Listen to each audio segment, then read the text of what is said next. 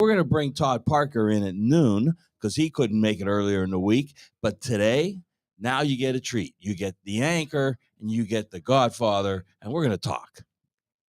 Well, first of all, I got to tell you, I'm pumped. I'm pumped for three very specific reasons, and you know what? The people who keep an eye on me around here are telling me to cheer up, quit moping around. I'm not moping around. I'm not cheerful. I'm just not like one of those effervescent, good mood, pumped all the time kind of guys. But I'm pumped today for three specific reasons, and if you don't mind, I'm going to share them all. Go for it. First of all, if you haven't noticed, I'm wearing my World of Wellness varsity Letterman's jacket. I saw Jamie was up here with the Godfather a moment ago wearing his coat, and I didn't I'm going to wear mine too. And you'll notice I have one of my co-favorite ties on. That's big. So that's reason number one. And it's not tucked into his shirt. Right. Yeah. Well, you practice chiropractic and you're dangling over patients, and you got them a tie in your face. Yep. It's bad etiquette.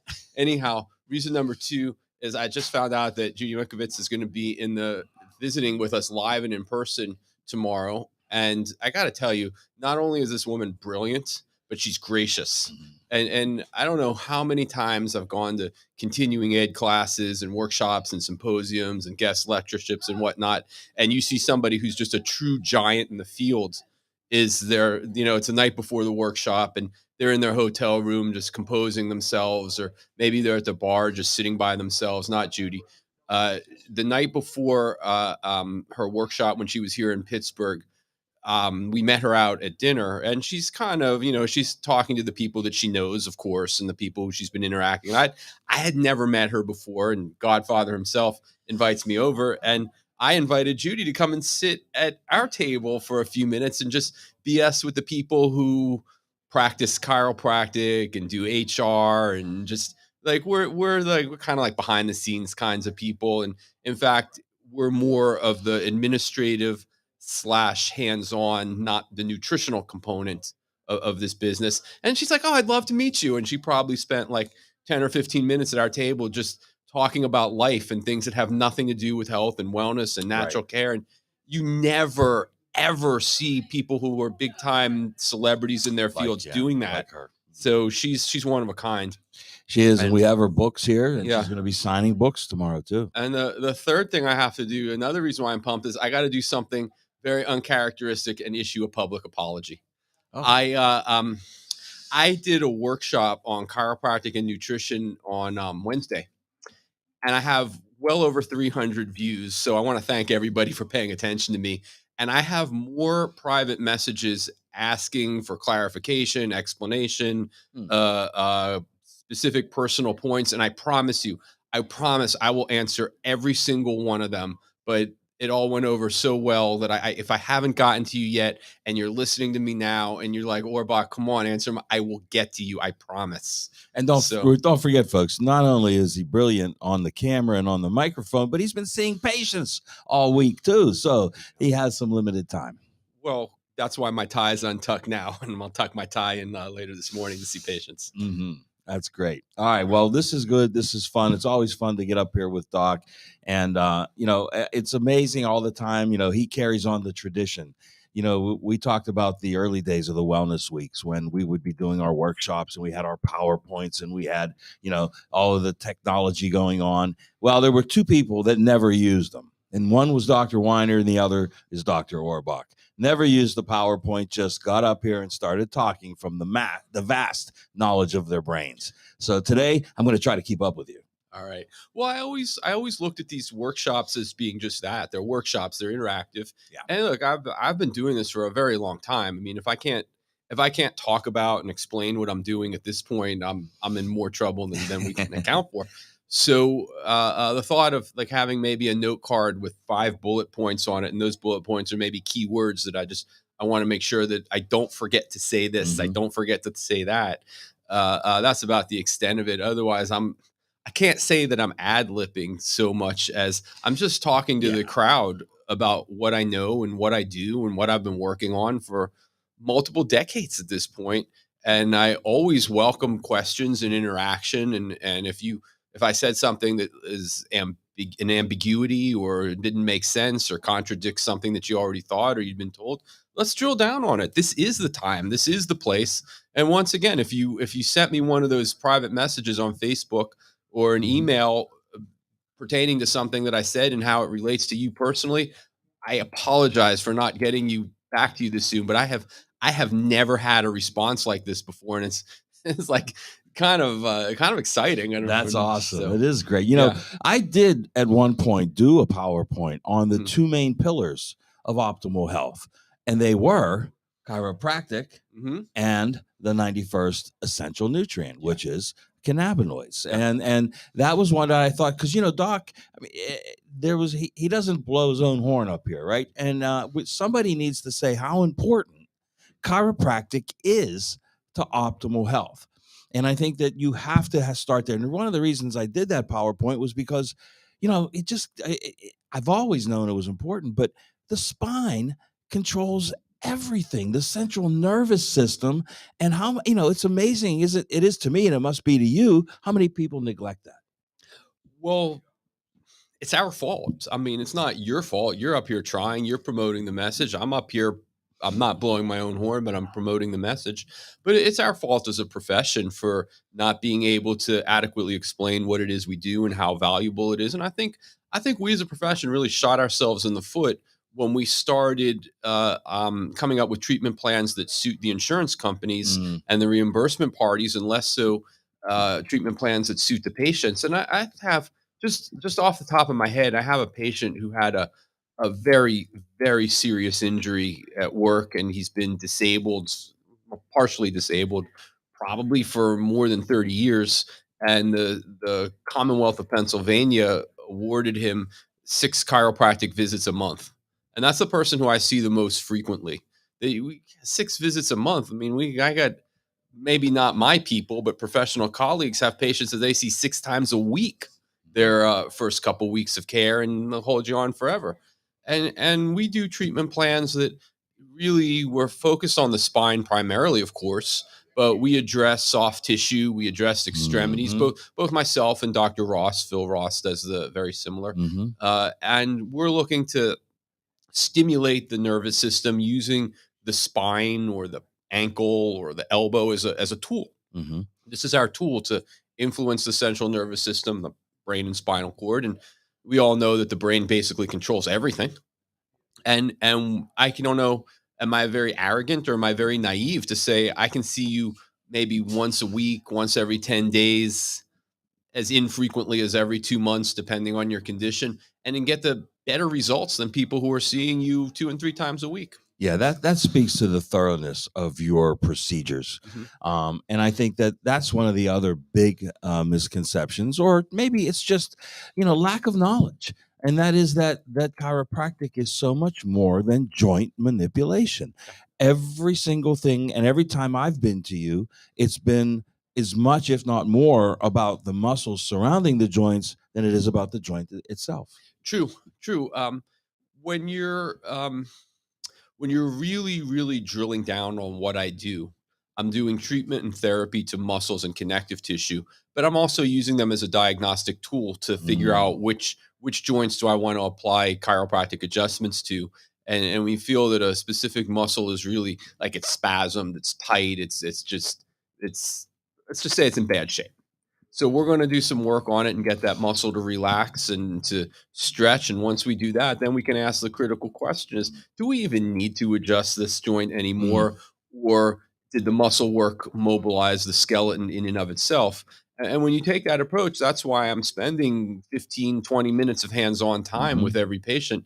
And we're not out in three, Right. first of all. Second of all, this allows us to make where somebody walks into the treatment room, I can just eyeball them up and down and think, oh, I'm going to adjust you in 15 or 20 different joints. Then after doing all the related muscle work, those 15 or 20 have been whittled down to 5, maybe 10. And we're talking spine and extremities, of course, not 10 different spots on the spine. Mhm. But once we've been able to whittle that down, then what we find out is that the adjustments that we are making are so much more impactful, and we're not having one treatment or one aspect of the treatment counteract the other, but instead Mm-hmm. the whole treatment is working synergistically with itself. So it's a more time consumptuous and labor intensive Mm-hmm. way of practicing, but it's also a more efficient way and a better way to ensure the positive results that you're looking for with your patient population. And so soft tissue then is a major part of the healing process as well. So if we were to Mm. coordinate a nutritional protocol along with it, it's not just as you would as many might think, just something for the joints, right? Exactly. I think this was one of the big themes that I touched on Wednesday. Mm-hmm. Is that there are just so many talented people who work here directly or even indirectly, and I'm thrilled. I'm absolutely thrilled that Dr. Judy is going to be here tomorrow. I mean, Yeah. I just want to sit in the back and soak up what she has to say for herself. But I don't think we talk about Dr. Tracy Stroup enough either, Mm-hmm. of similar brilliance. Yep. And maybe Tracy doesn't necessarily see patients here in this building, but we certainly lean on her expertise and Yes, we ask do. questions. And Jeffrey Nisnik is here. He is physically present, and he's a talented applied kinesiologist. And Jeffrey's practice focuses on organ dysfunction, poor absorption of nutrients, Mm-hmm. um, food allergies, food sensitivities. So Jeffrey's patients, they come here for nutrition. Mm-hmm. And, maybe in most cases, we can help them out with a little bit of chiropractic care. My patients, on the other hand, come from mechanical dysfunction. Mm-hmm. Their brains and their bodies are just simply not talking to each other in an efficient way. And what I do is try and work with them to recalibrate that. So I use hands-on chiropractic as my primary tool, of course. And when I think about nutrition, I think about it as something to supplement the chiropractic care. So I think you really hit the nail on the head when you say, let's put together a protocol that reinforces Mm-hmm. good quality chiropractic adjustments in conjunction with soft tissue work, in conjunction with connective tissue work, and decreasing the concomitant inflammation that Mm-hmm. goes along with those And inflammation's aberrancies. always there, right? Always. Always there. None of us are exempt. No. Nobody's off the hook. And one of the things that as you mentioned, Jeff Nisnik, and you can recognize what's missing or what might be needed in the healing process, and then Jeff can fine tune it right. per that patient. Well, I think we are we as a group amongst the people who work here get an A++ for the way we refer patients to one another. Yes. That I just can't handle everything by myself. And you know what? I don't want to. I think what Jeff does is exceptionally fascinating. But if I took a walk down that pathway, it would be at the expense of what I already do. And I Mhm. have no interest in being a jack of all trades. I'd rather be thought of as a master of something. Yes, and then part of a and- very extensive team. Yeah, and Yeah. so there's no selfishness, there's no ego. I mean, there have been times where I've had patients who look, I don't think my technique is appropriate for you, or maybe our personalities aren't a good match, or maybe you have a history with a chiropractor in the past who's adjusted you in a certain way that I don't do.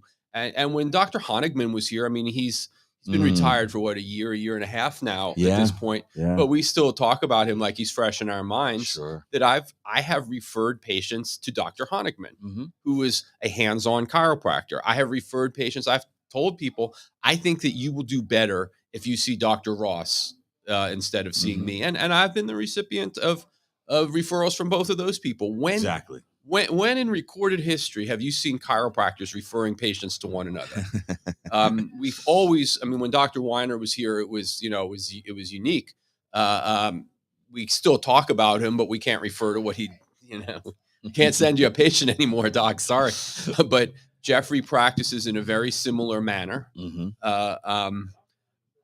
Dr. Ashley Rozzi, who was here briefly, I mean, she's an extremely, extremely talented and knowledgeable person. Mm-hmm. And we call her and refer to her and lean on Mhm. her for a little bit of guidance here and there with specific patients and specific problems. And I've referred patients to her even after she went to go into private practice on her own. I mean, if she doesn't want to practice here, She always that was doesn't- in private Well, practice too. well, if she doesn't want to be physically here under this roof, it doesn't diminish the quality of her work. Mhm. So we get an A++ for the way we share patients back and forth based on that specific patient's need and based on who in this building has the appropriate expertise for them. And if there's nobody in this building with the appropriate expertise, we'll find you that somebody. That's what we do. Yeah, and there are times when we have to send them off to find maybe a neurologist, Yeah, or a neurosurgeon, right? Well, when I take a case history, when I meet with a new patient, I have to be, there are two pieces of information that I want. The first is, do you have a red flag life and death emergency? And if you do, how am I going to get you to the emergency room or the appropriate medical specialist? And it happens. It doesn't happen often, but it happens. And I when I talk about what I do, my number one responsibility is to recognize life-threatening emergencies when they happen. And I actually I'll get a little hot under the collar when people don't recognize how important that is and diminish it. My second piece of information that I want to get out of a new patient is not so much as where do you hurt, what's going on here, so much as how is your injury or your challenge or your inconvenience or whatever you have, how is it impacting your daily life?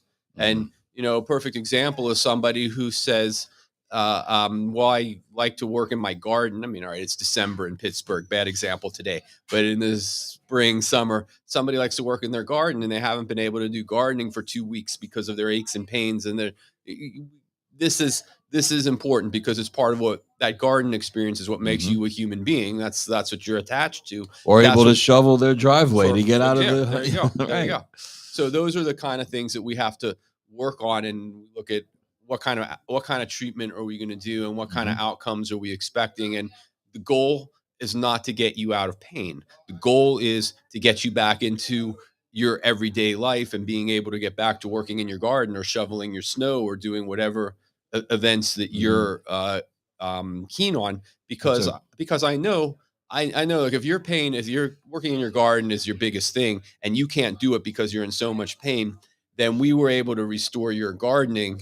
We were able to solve the pain problem along the way. The pain is a result of something else being gone. So it's not a matter of resolving the pain. It's correcting the issue that's causing the pain. Right. It's correcting the issue that causes the pain and correcting it to the extent that you're you're able to participate in the activities that you're so keen to participate in that have been absent in your life.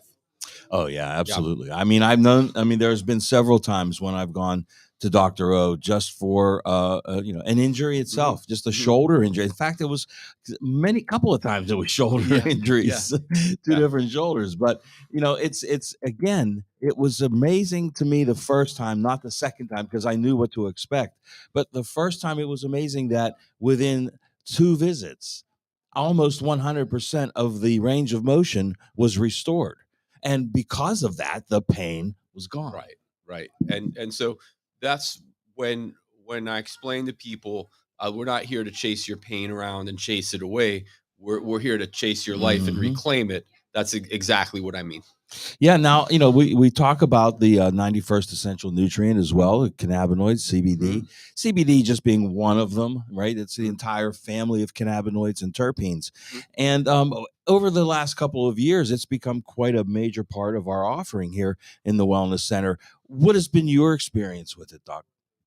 Well, I should take one step backwards to answer that question and say that you have to realize that the products that we carry here are they're superior in terms of nutrient density, in terms of lack of purity, or the product is quite pure, in terms of reading the label and knowing that you're getting what you think you're getting. Right. And my experience with using the CBD that we carry here, regardless of whether we're talking about the cream or the gummies. I mean, delivery system is irrelevant. We're talking about the nutrient is overwhelmingly. I mean, it's so good that I don't even know what to say.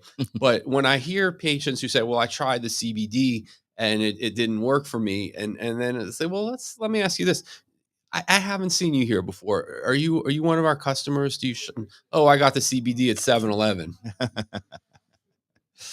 You get what you pay for. You get what you pay for. Yeah. There was a big, the whole market got swamped with it early on. The gas stations were selling it. And I think that, that might have damaged it a little bit because now they're not selling it anymore. Right. You know, because everybody stopped buying it because it wasn't working, because it was an inferior product. But the product and the offering that we have here and the different delivery methods just far and away is superior to anything I've seen out Exactly. there. Yeah, and Exactly. the transdermal cream especially. And I know you're a big fan of the China gel, right? Yeah, I use the China gel a lot in terms of so much of my technique is pushing my thumb or my fingers or occasionally an elbow on somebody's bare skin.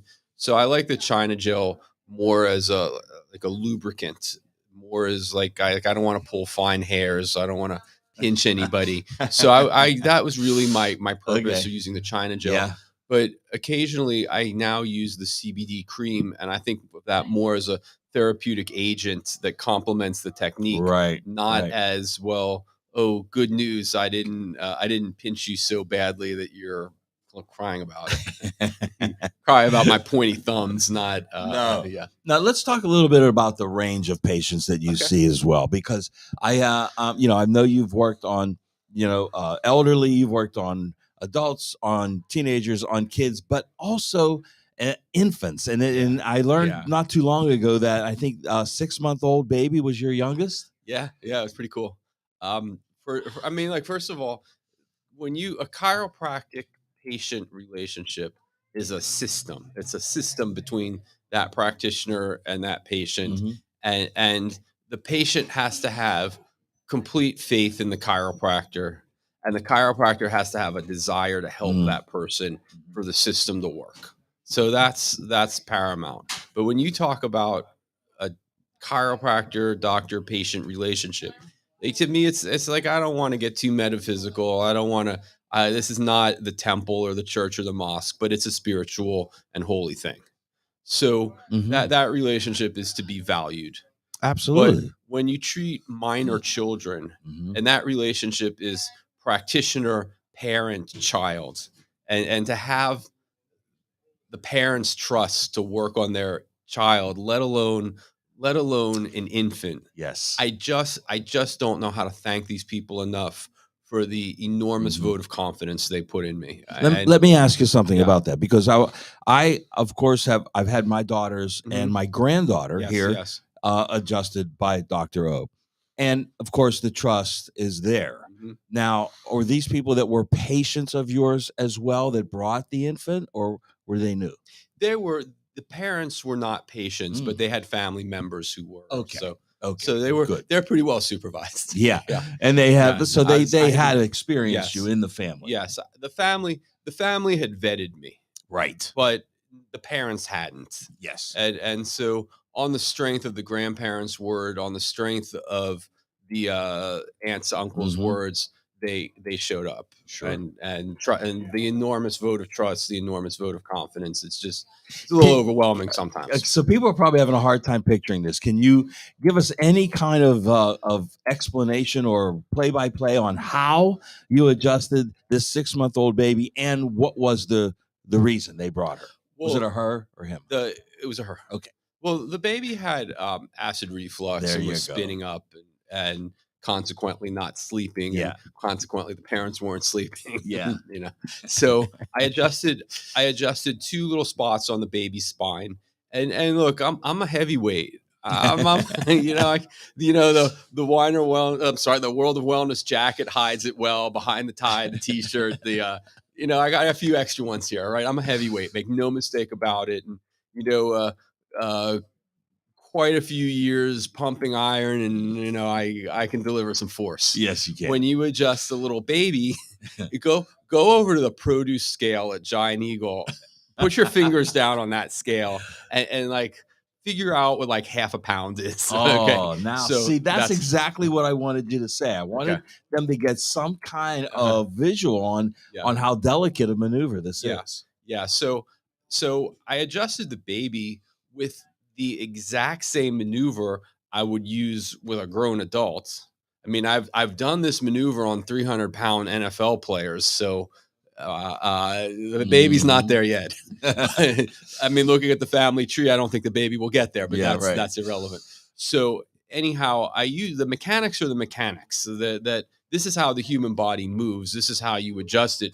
to synchronize with the natural movements. That being said, just slight fingertip pressure on the baby.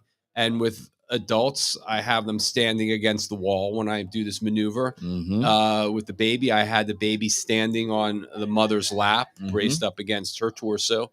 And then I had the mother roll the baby over in her lap, lying face down, and that same little barely even a fingertip pressure to maneuver the spine. And it was like you could hear the baby sighing when her spine was adjusted. And it was like, that's just the best. It is the best. And the mother's like, well, what happened? What did it work? And I was like, I think you heard that sigh just like I did. Yeah, it worked. We're good. Yeah, and you know what? To the untrained eye, it's going to seem magical. Right. It's going to seem magical. And you did that the hiatal hernia maneuver on my granddaughter, and she was I think 7 or 8 at the time, 8, and you did it a little differently on an 8-year-old. Right. Now I've also seen you wheel your patients in a wheelchair into your room. Now tell us about that. What kind of an adjustment are you doing on somebody in a wheelchair?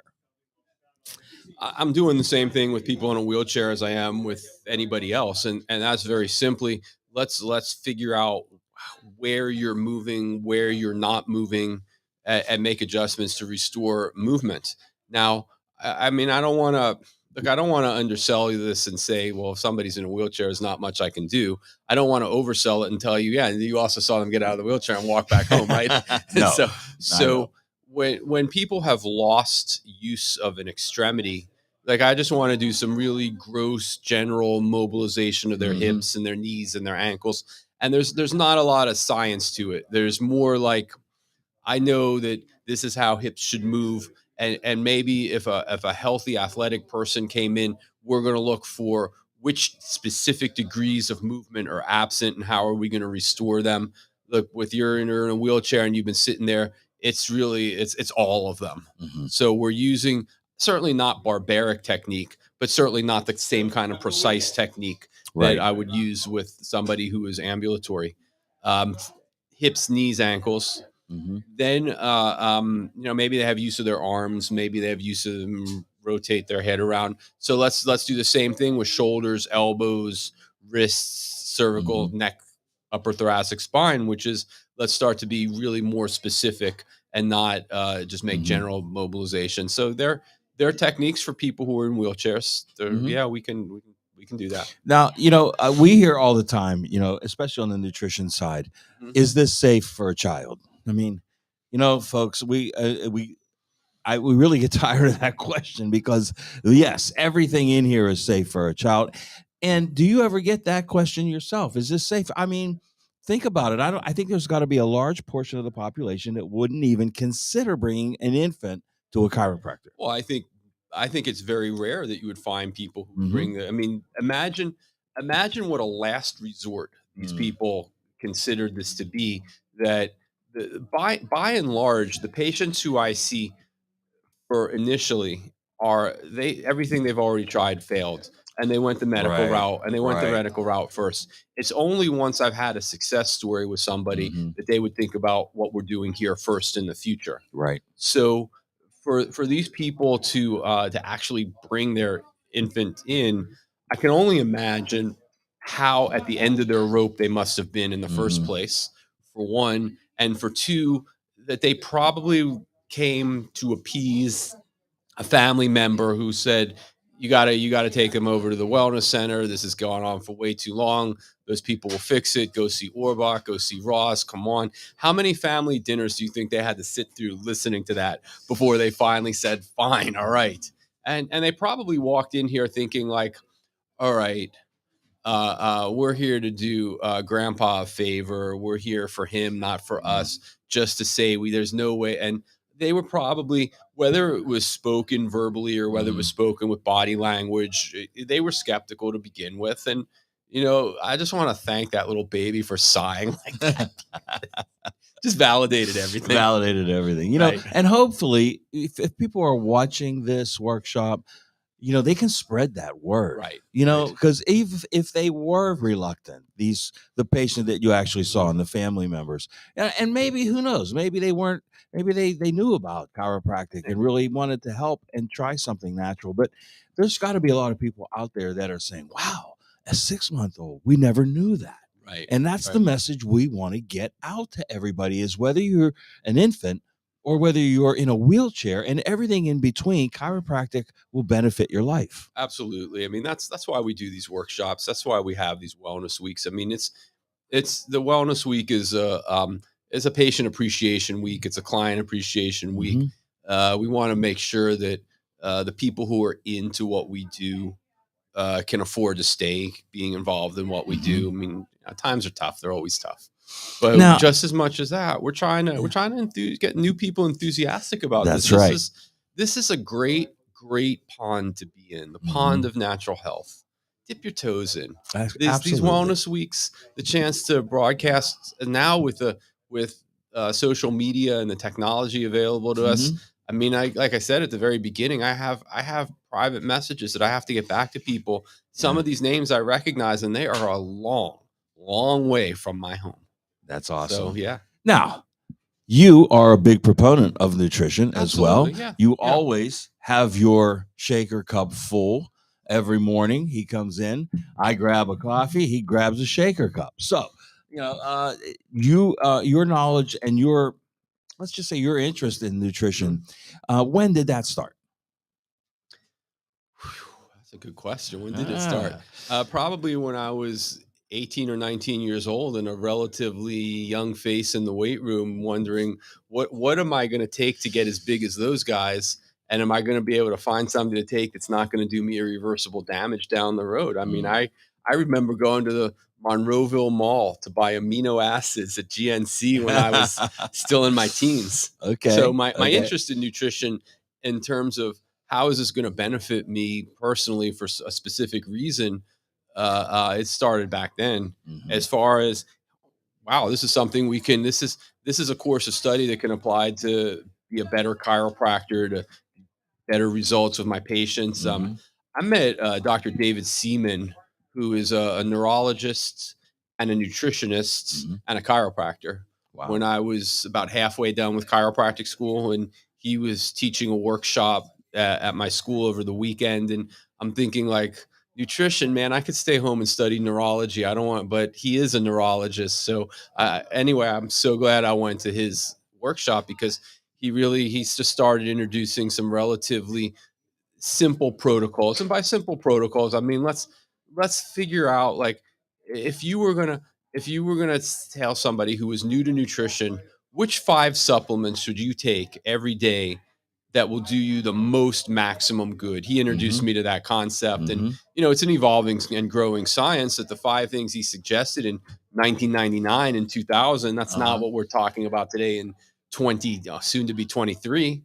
But the concept is so important. Yes. And it's very, very rare that I see a patient who comes to see me for nutrition. Like, let's get some basic minerals into you. Let's get an anti-inflammatory into you. Let's use the HA plus to supplement your hands-on care, repair your muscles and joints. Not a day goes by without that. Come on. Right. I mean, let's see 3 of those before lunch today.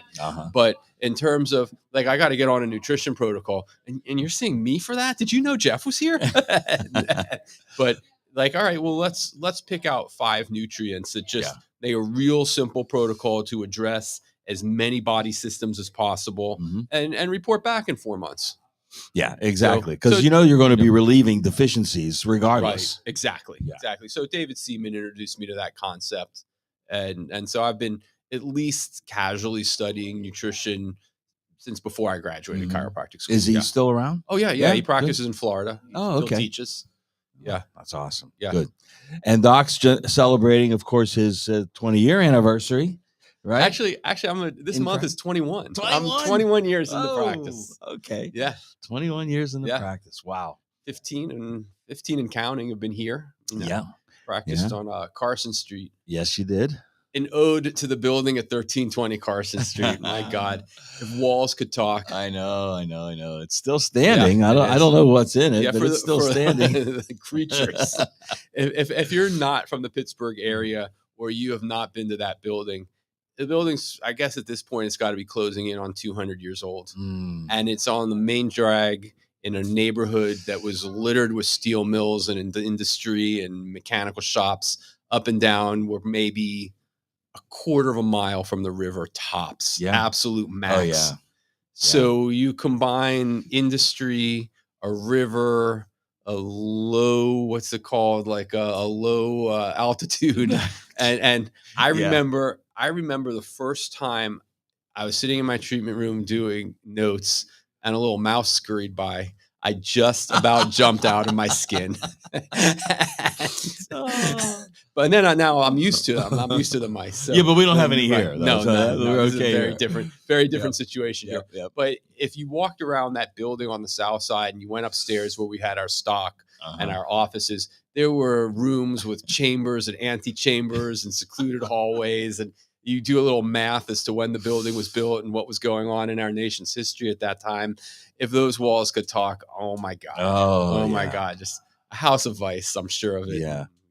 Well, you never know. Yeah, probably. Know. And then while you were there, though, now it turned into more of a college town. Yes. So there was, a lot of young life there, and it was always happening down there. Right. It still is. It still is. It still is.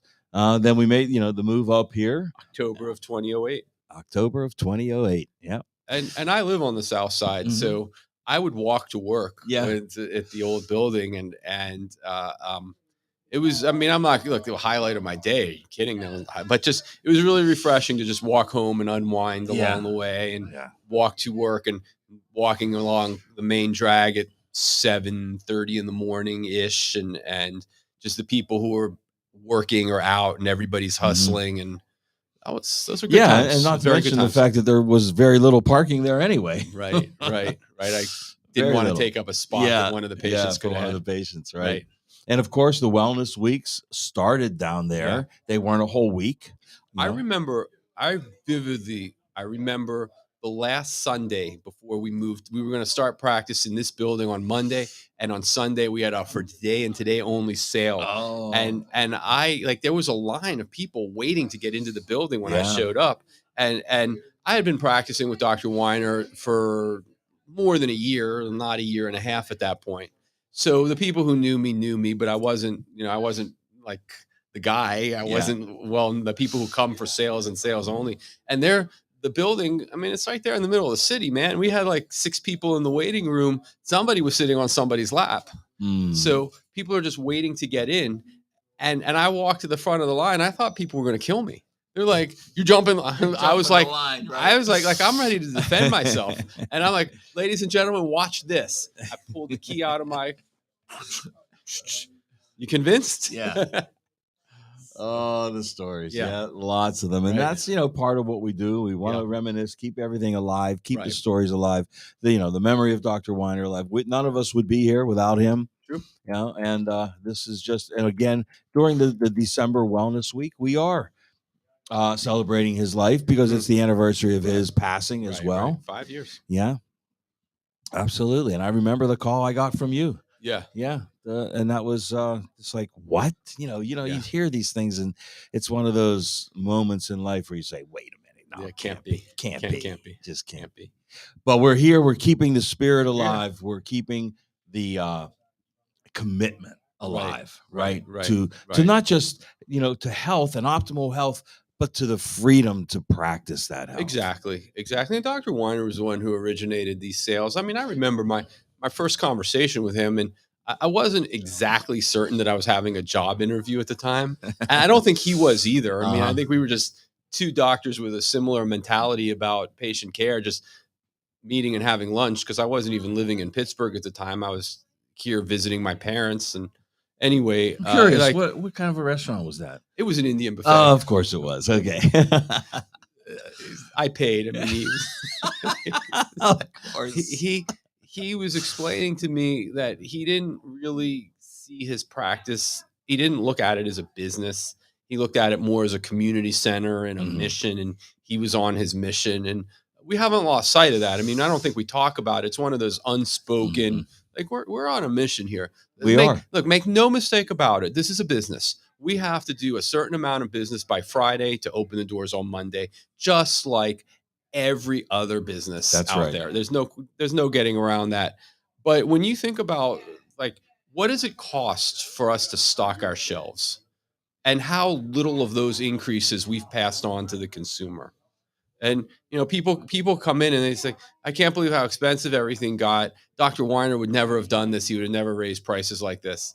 Like, well, if Dr. Weiner didn't raise prices, he wouldn't have been able to stay open. Stay open, right? And when you think about the percentage of how little we've been Mhm. raising prices, Yes. commensurate with what it costs to stock the shelves, it's like, and then to continue to have wellness weeks on top of that, and to continue to have food. Look, COVID changed everything. It We sure can't did. have the buffet in the corner. You can't serve yourself anywhere really. But the fact that we still have Mr. Z in his food truck serving the I same know. food we had at the buffet years ago, We've been getting rave reviews. like absolutely. And like, what more? I mean, uh, one of our in the back administrators, Kevin, earlier was telling a story about people who, they saw the food truck, they pulled up, they asked, "What are we doing?" And they said, found out the food was free. They got a couple plates. They came back later and got more free food and didn't even come into the building to say thank you, let alone shop.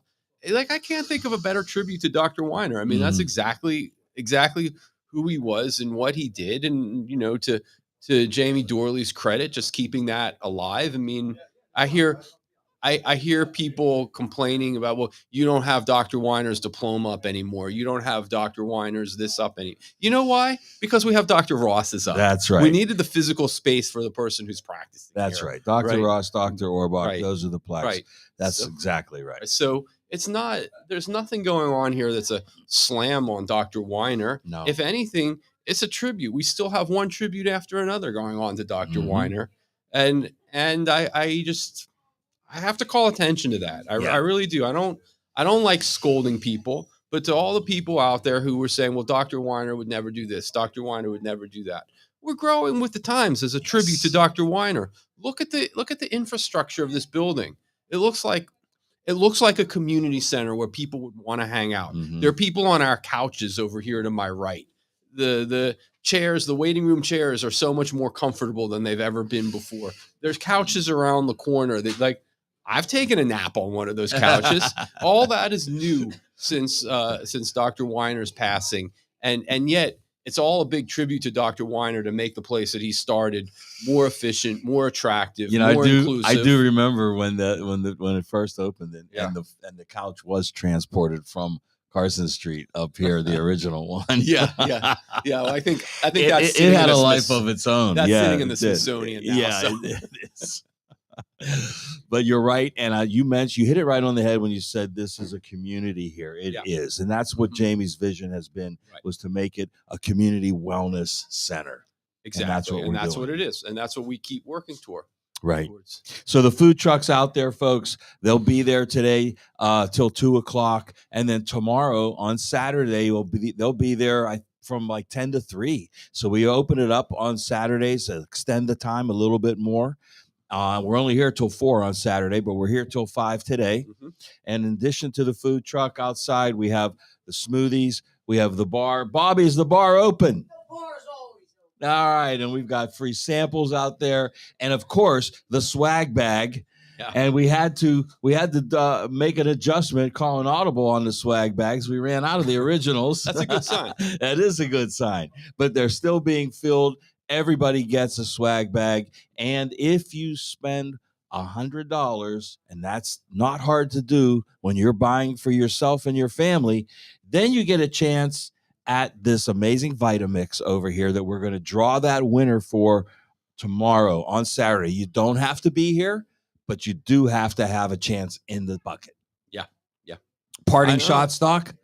No, there are no parting shots. I mean, we're not parting. We're here all day. We'll be here tomorrow. There's nothing to part with. I just, once again, for those of you who sent me private messages, I apologize. I haven't had a chance to get to everybody, and I will.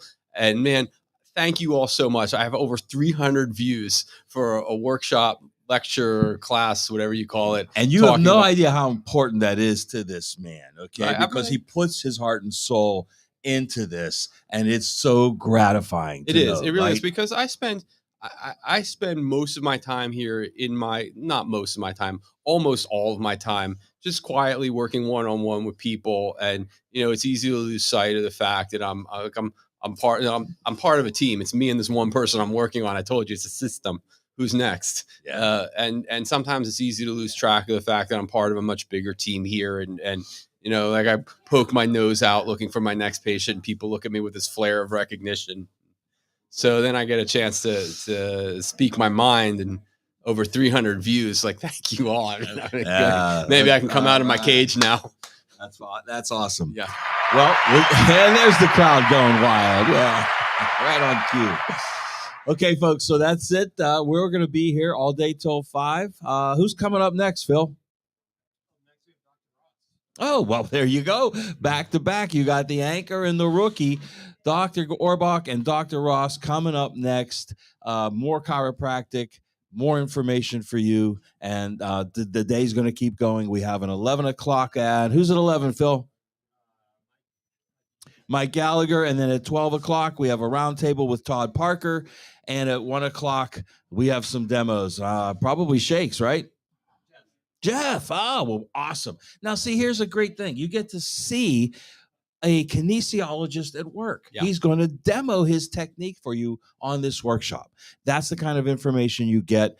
Hopefully, you'll make use of that information and come on down. Thank you, Dr. Orbach. And folks, we'll tune in at 10 o'clock for Dr. Ross. Stay tuned tomorrow, the big one. Right, Doc? We got Dr. Judy Mikovits, Dr. Tracy Straub, Dr. Orbach is here, Dr. Ross. We have a big roundtable going on tomorrow, and we're going to bring the house down. We'll see you then. Thank you.